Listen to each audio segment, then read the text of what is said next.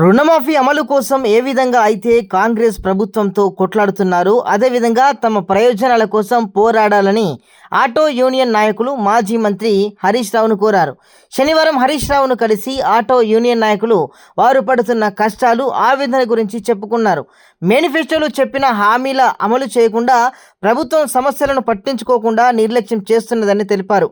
అధికారంలోకి వస్తే 12,000 ఆర్థిక సహాయం అందజేస్తామని చెప్పిన కాంగ్రెస్ పార్టీ 15 నెలలు గడుస్తున్నా 15 రూపాయలు కూడా ఇవ్వలేదని మొరపెట్టుకున్నారు.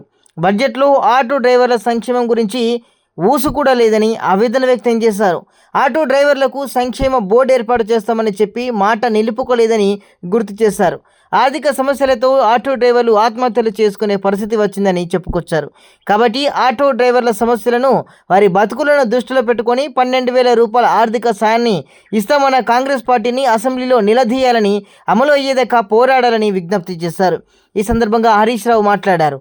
సమస్యలపై తప్పకుండా అసెంబ్లీలో మాట్లాడతానని, కాంగ్రెస్ తన మేనిఫెస్టోలో ఇచ్చిన 12,000 ఆర్థిక సాయం సహా ఇతర అన్ని హామీలు అమలు చేసేదాకా వదిలిపెట్టబోమని మాజీ మంత్రి హరీష్ రావు వారికి భరోసా కల్పించారు. ఆత్మహత్యలు పరిష్కారం కాదని, బీఆర్ఎస్ పార్టీ ఎల్లప్పుడూ అండగా ఉంటుందని ఆటో యూనియన్ నాయకులకు హరీష్ రావు ధైర్యం చెప్పుకొచ్చారు.